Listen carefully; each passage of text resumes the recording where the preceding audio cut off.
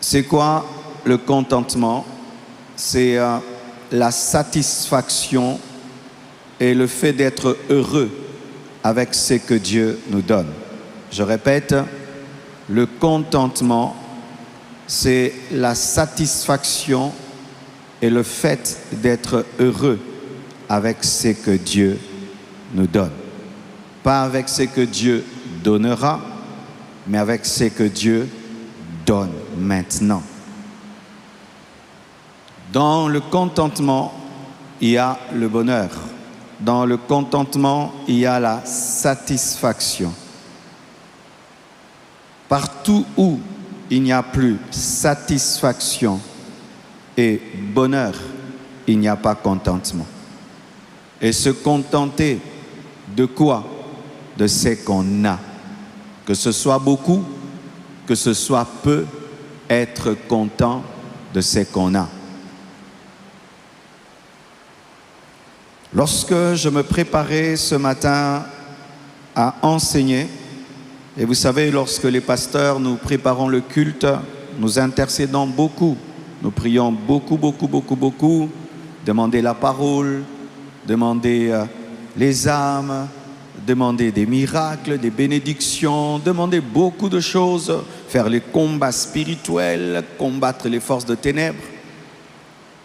Alors comme je voulais faire ma prière habituelle du prédicateur qui prépare son message, je sentais mon esprit aller dans un autre sens.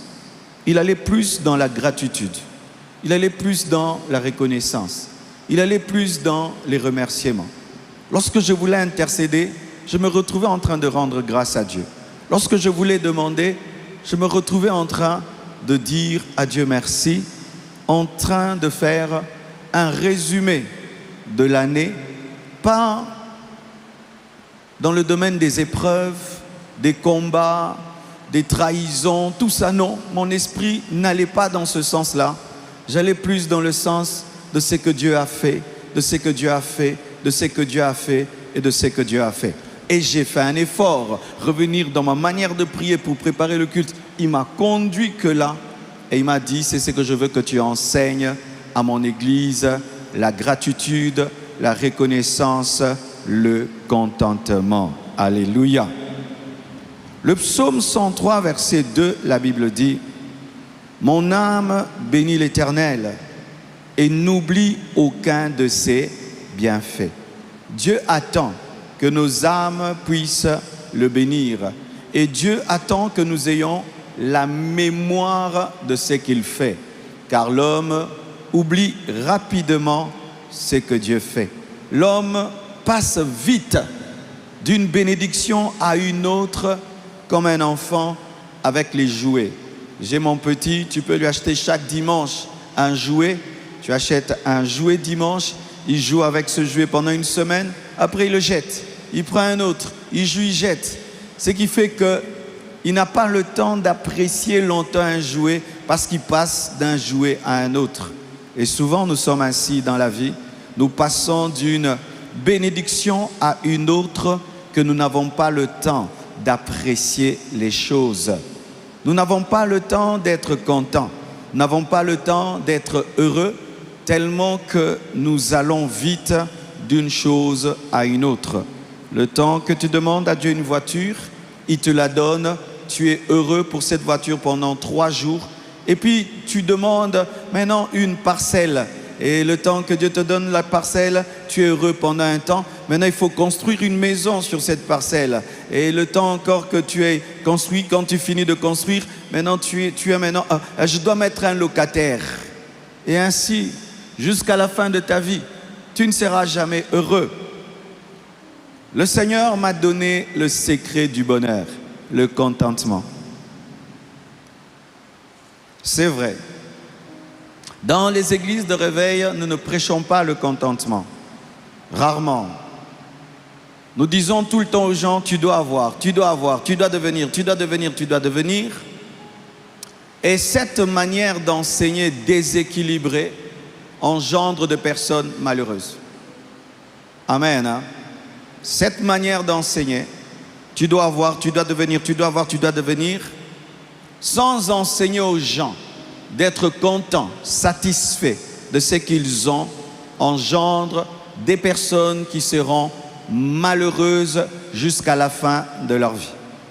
Je t'assure, mon frère, si tu ne changes pas ta manière de prier et ta vie chrétienne sur base de ce que je te dis, tu ne seras jamais heureux dans ta vie. Parce que Dieu ne donne pas tout à un homme.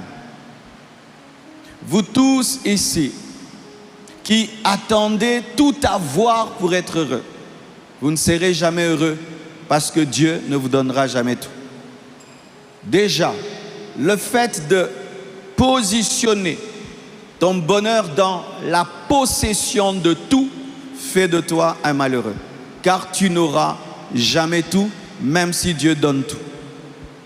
Même si Dieu donne tout, il ne donne pas tout à un homme.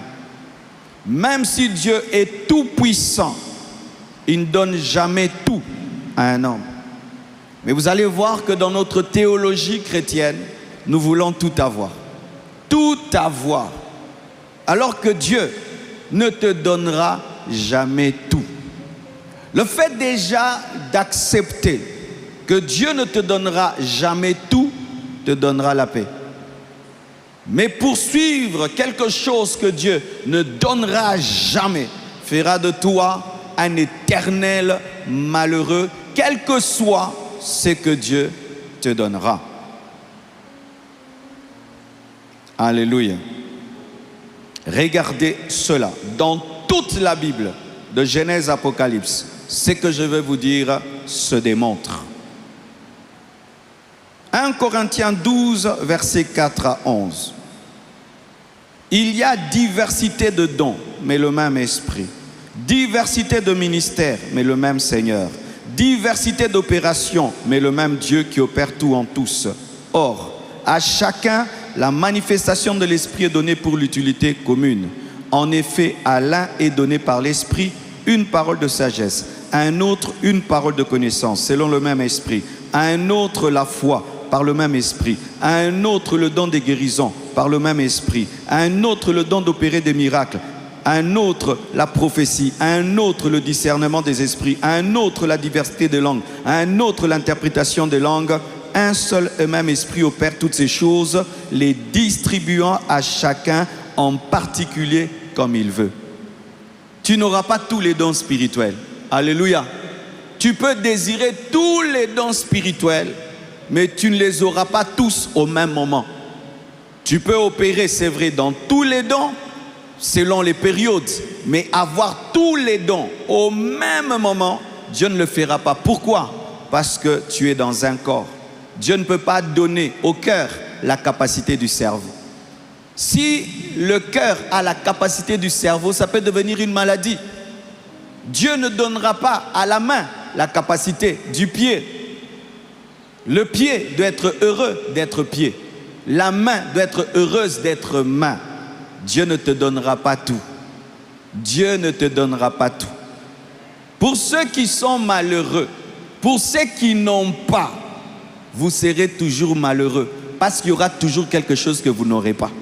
Je répète, pour ceux qui sont malheureux en cette fin d'année, l'année est en train de finir et tu n'as pas de joie parce qu'il y a quelque chose que tu attendais de Dieu cette année qui n'est pas arrivé. C'est pourquoi tu n'es pas heureux. L'année prochaine aussi tu seras malheureux parce qu'il y aura encore quelque chose encore que Dieu n'aura pas fait. Et l'autre année, jusqu'à ta mort, tous les hommes qui meurent, s'il faut leur poser une question, ils avaient tous quelque chose qu'ils n'avaient pas. Tout le monde, tout le monde, tout le monde. Alors frère, lorsque tu vois dans la vie que tout le monde emprunte un chemin et que ce chemin est un cul-de-sac, si Dieu te révèle que c'est un cul-de-sac, qu'est-ce que tu fais? Tu changes de chemin. Alléluia. Tu changes de chemin. Changer de chemin. Le bonheur n'est pas dans tout avoir. Le bonheur, c'est être content dans ce que tu as.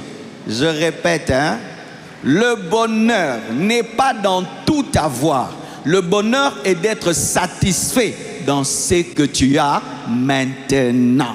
Mais maintenant. Sinon, vous ne serez jamais heureux. Année après année, jusque dans votre vieillesse, vous ne le serez jamais.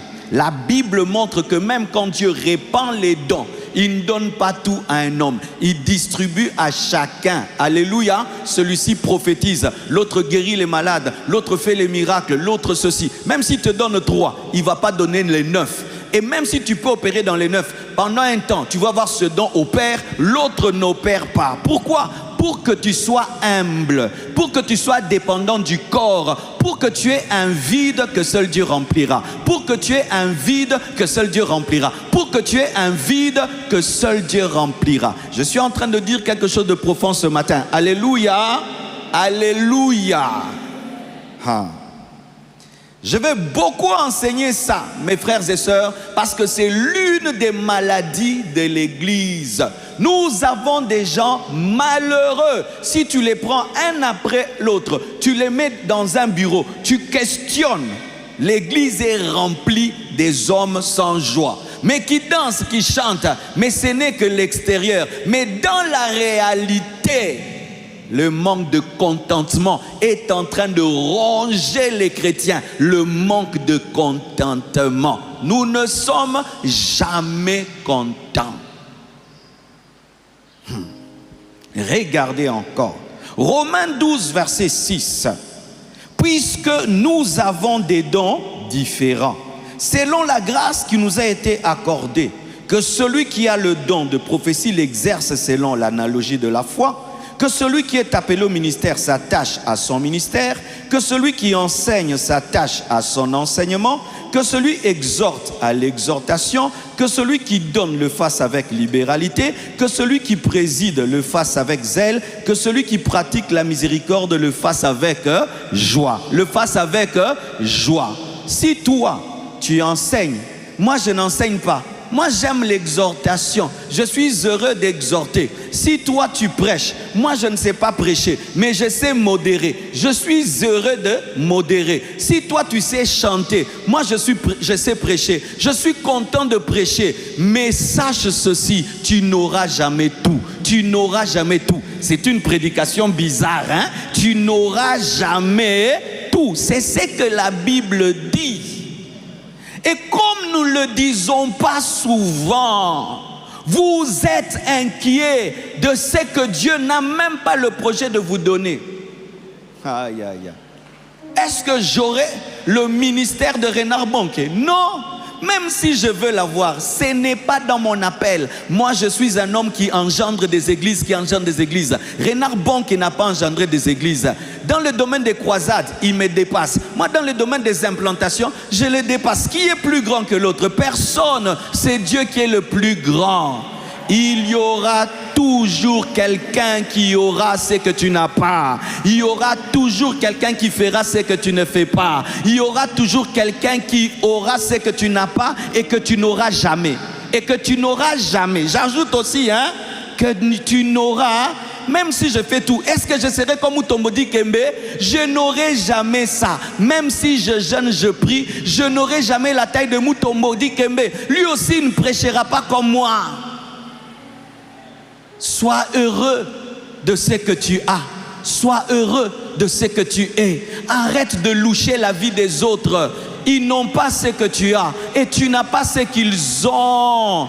Soyez heureux pour ce que vous avez. C'est pourquoi aujourd'hui, les hommes deviennent des femmes. Les femmes deviennent les hommes. L'homme n'est pas content d'être un homme. Il devient une femme. Les femmes ne sont pas contentes d'être des femmes. Elles deviennent des hommes. C'est ça le monde actuel. Le monde des insatisfaits. Des hommes qui ne sont jamais contents.